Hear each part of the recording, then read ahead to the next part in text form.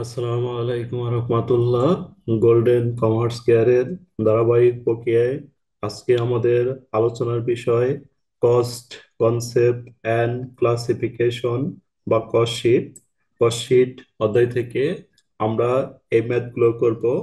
এর আগে আমরা কস্ট শিটের বি পার্ট শেষ করেছি এবং সি পার্টের 1 থেকে 4 পর্যন্ত সলভ করেছি।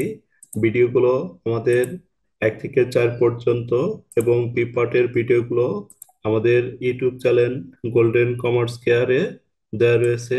সবাই এখান থেকে আগের ভিডিওগুলো দেখে নিতে পারেন। আজকে আমরা যে ম্যাথটি সলভ করব এটি হচ্ছে আমাদের সাজেশনের 5 নম্বর ম্যাথটি। 5 নম্বর ম্যাথটি আমাদের 3 স্টার দেওয়া রয়েছে। 5 নম্বর ম্যাথটি সবাই ভালোভাবে খেয়াল করব। তার 5 নম্বর যে ম্যাথটি রয়েছে এটি হচ্ছে আমাদের এই ম্যাথটি। এই ম্যাথটি আমাদের গুরুত্বপূর্ণ ম্যাথ। সবাই একটু ম্যাথটি ভালোভাবে খেয়াল করব। এ manufacturing company produce bicycle. The company had 260 unit opening inventory costing টাকা হচ্ছে 700 টাকা পার ইউনিট।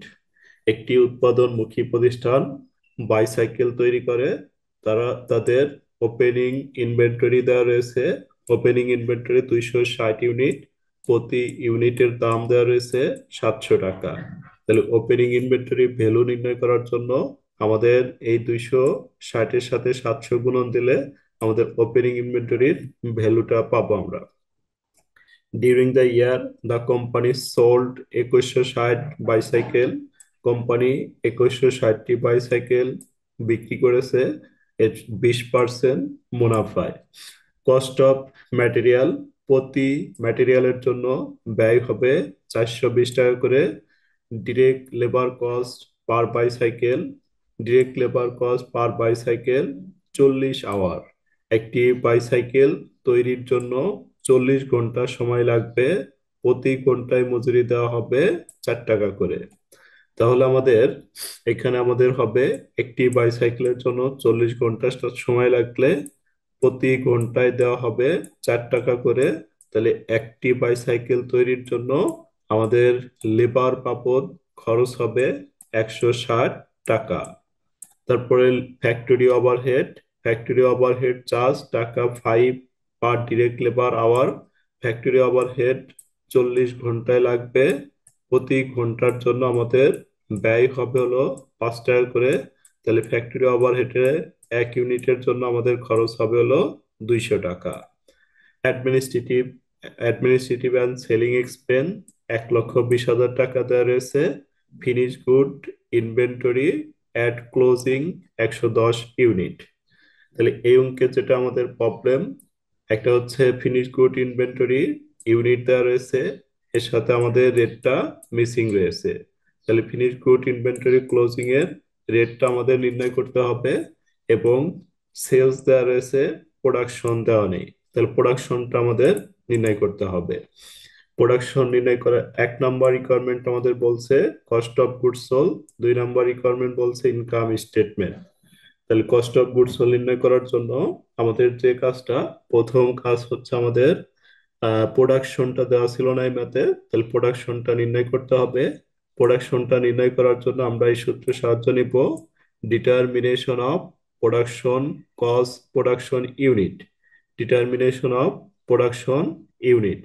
তাহলে production unit closing stock equal to opening stock plus production minus sales. এই প্রোডাকশনের মানটি আমাদের মিসিং দেওয়া রয়েছে। তাহলে ক্লোজিং স্টকের মান আমাদের দেওয়া রয়েছে 110 ইউনিট। তাহলে ক্লোজিং স্টক লিখবো 110 ইউনিট। ওপেনিং ইনভেন্টরি রয়েছে আমাদের 260 ইউনিট। ওপেনিং বসাবো 260 ইউনিট। প্রোডাকশন আমাদের দেওয়া নেই, প্রোডাকশনটা রেখে দিব। তারপরে সেলস দেওয়া রয়েছে 2150 ইউনিট, তাহলে সেলস লিখবো 2150 ইউনিট। সাইড চেঞ্জ করব, অর্থাৎ এখানে ক্লোজিং যা আছে তাই লিখলাম। 2160 থেকে 2150 থেকে 260 বিয়োগ করব 1890। 1890 আমাদের নেগেটিভ আছে, অপোজিট সাইডে নিয়ে গেলে আমাদের প্লাস হবে। তাহলে প্রোডাকশন ইকাল টু 2000 ইউনিট। তাহলে এই প্রোডাকশনের সাহায্যে এখন আমরা ম্যাথটি সলভ করতে পারবো। তাহলে এই অঙ্ক প্রথমে আমাদের ধারাবাহিকভাবে প্রথমে আমাদের লিখতে হবে ম্যাটেরিয়ালের মধ্যে আমাদের থাকতে পারে ওপেনিং র ম্যাটেরিয়াল, পারচেস অফ র ম্যাটেরিয়াল, ফেইট ইন, তারপরে ক্লোজিং র ম্যাটেরিয়াল। তাহলে এই কোশ্চেনে আমাদের ম্যাটেরিয়ালের মধ্যে শুধু ম্যাটেরিয়াল রয়েছে, ওপেনিং ক্লোজিং কোনো কিছুই দেওয়া নেই, অর্থাৎ শুধু ম্যাটেরিয়াল রয়েছে।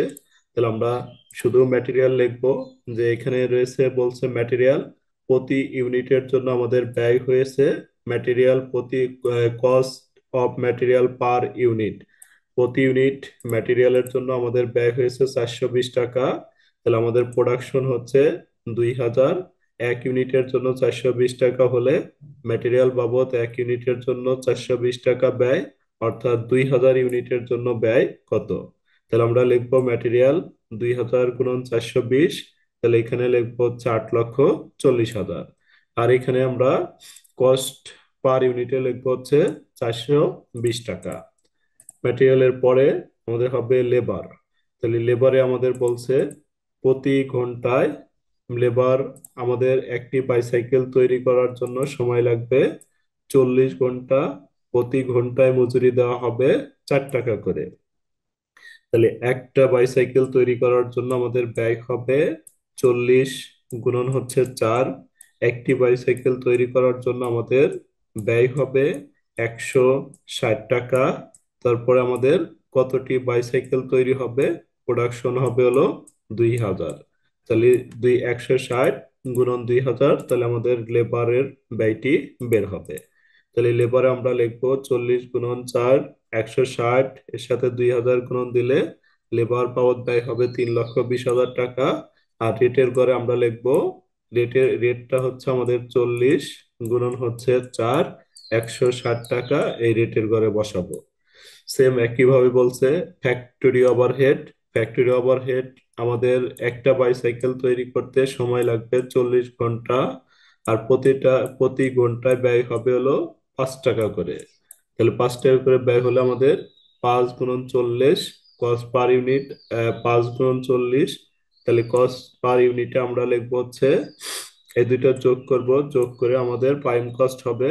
তারপরে ফ্যাক্টরি ওভারহেড লিখবো, ফ্যাক্টরি ওভারহেড এই যে 40 গুণন 5, তাহলে 200। তারপরে 2000 বাইসাইকেলের জন্য ব্যয় হবে কত, 200 গুণন 2000, 4 লাখ টাকা। এটা আমরা লিখবো হচ্ছে ওয়ার্ক কস্ট। তাহলে ওয়ার্ক কস্ট লিখে এরপরে আমাদের এখানে ওপেনিং ইনভেন্টরি যোগ করব আমরা, ক্লোজিং ইনভেন্টরি আমরা বিয়োগ করব। তাহলে এখানে আমরা ওয়ার্ক কস্ট পর্যন্ত লিখলাম, ওয়ার্ক কস্ট বা ফ্যাক্টরি কস্ট। এরপরে আমাদের ওয়ার্ক ইন প্রসেস রয়েছে, ওপেনিং ওয়ার্ক ইন প্রসেস এবং ক্লোজিং ওয়ার্ক ইন প্রসেস, এটা এই অঙ্কে দেওয়া নেই, তাহলে এটা লিখবো না আমরা। তারপরে আমরা ওপেনিং ইনভেন্টরিটা দেওয়া রয়েছে, ওপেনিং ইনভেন্টরিটা লিখবো। ওপেনিং ইনভেন্টরি আমাদের কোশ্চেনে বলছিল 260 ইউনিট, ওপেনিং ইনভেন্টরি 260 ইউনিট, প্রতি ইউনিটের ব্যয় হচ্ছে 700 টাকা।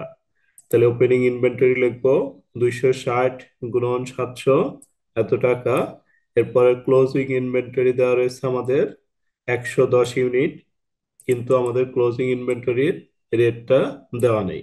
ক্লোজিং ইনভেন্টরি 110 ইউনিট, তাহলে আমরা করবো হচ্ছে 110 ইউনিট এর সাথে এই যে এখানে আমরা ওয়ার্কিং করে যেটা বের করেছি ওয়ার্ক কস্ট 780, 110-এর সাথে আমরা 780 গুণন করব, তাহলে গুণন করলে আমাদের ক্লোজিং ইনভেন্টরিটা বের হবে। অথবা আমরা এটাও করতে পারি, এই যে ওয়ার্ক কস্ট উপরে হচ্ছে ওয়ার্ক কস্ট, নিচে হচ্ছে প্রোডাকশন, আর গুণন হচ্ছে আমাদের 110 ক্লোজিং ইউনিট, দুই ভাবে বের করতে পারি। আমরা এই রেটটা নিয়ে এসে সরাসরি 110-এর সাথে গুণন দিতে পারি, অথবা এভাবে বের করতে পারি। বের করে আমাদের যেটা হবে এটাই হচ্ছে আমাদের ক্লোজিং ইনভেন্টরি, বাদ দিলে আমাদের কস্ট অফ গুডস সোল্ড বের হবে। তাহলে কস্ট অফ গুডস সোল্ড বের করার পর আমাদের আরেকটা রিকোয়ারমেন্ট বলছে, রিকোয়ারমেন্টটা হচ্ছে আমাদের ইনকাম স্টেটমেন্ট।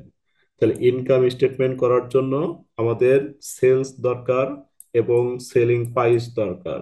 তাহলে সেলস আমাদের দেওয়া রয়েছে, সেলস হচ্ছে আমাদের 2150 বাইসাইকেল সেলস হয়েছে, আর গ্রস প্রফিট দেওয়া আছে 20%, তাহলে আমাদের সেল দেওয়া রয়েছে, কিন্তু এসপি মানে সেলিং প্রাইস পার ইউনিটটা দেওয়া নেই। তাহলে আমরা প্রথমে এসপি পার ইউনিটটা বের করব, তারপরে ইনকাম স্টেটমেন্ট করতে পারবো। সেলিং প্রাইস করার জন্য আমাদের নিতে হবে, এই ওয়ার্ক কস্টটা ধরতে হবে। ওয়ার্ক কস্ট আমাদের দেওয়া রয়েছে 780 টাকা। তাহলে এসপি বের করার জন্য আমাদের যে কাজটা করতে হবে, এসপি ইকাল টু লিখবো আমরা ওয়ার্ক কস্টের মানটা 780। এর সাথে আমরা কি করব, যোগ করব, এর সাথে যোগ করব হচ্ছে প্রফিট। তাহলে এই অঙ্কে আমাদের বলা আছে গ্রস প্রফিট 20% অন সেলস। তাহলে আমরা জানি 780 অন সেলস থাকলে সরাসরি পার্সেন্ট ধরা যাবে না। অন সেলের জন্য আমরা উপরে লিখবো হচ্ছে 20 আর নিচে লিখবো হচ্ছে 80। অন সেলস থাকলে আমাদের হবে উপরে আর 20, নিচে হলো 80। এটা দিয়ে আমাদের প্রফিট বের করলে যেটা হবে এটাই হচ্ছে সেলস প্রাইস। তাহলে এইভাবে আমরা সেলস প্রাইসটা নির্ণয় করব। ওয়ার্কিং টু দিয়ে বের করব ডিটারমিনেশন অফ সেলিং প্রাইস। এর জন্য লিখবো আমরা ওয়ার্ক কস্ট, এর সাথে অ্যাড প্রফিট। এই প্রফিট লিখবো 780 গুণন 20 বাই 80। তাহলে প্রফিট হচ্ছে আমাদের 195। তাহলে আমাদের হবে হলো 995। এরপর আমরা ইনকাম স্টেটমেন্টটা করতে পারবো। তাহলে ইনকাম স্টেটমেন্ট করার জন্য আমাদের যে কাজটা, প্রথমে লিখবো আমরা সেলস। সেলস আমাদের ইউনিটটা দেওয়া ছিল, সেলস ইউনিট হচ্ছে আমাদের 2150 গুণন 975, যেটা আমরা নির্ণয় করলাম। এটাতে গুণন দিলে আমাদের সেলস বের হবে। তাহলে সেলস লিখবো এখানে less cost of goods sold. Cost of goods sold আমরা 1 নম্বরে বের করেছি, এটা এখানে বিয়োগ করব। বিয়োগ করলে আমাদের আসবে হচ্ছে গ্রস প্রফিট। গ্রস প্রফিটের পর অ্যাডমিনিস্ট্রেটিভ অ্যান্ড সেলিং এক্সপেন্স বিয়োগ করব। বিয়োগ করলে আমাদের আসবে হচ্ছে নেট প্রফিট। এভাবে আমরা এই ম্যাথটি সলভ করব।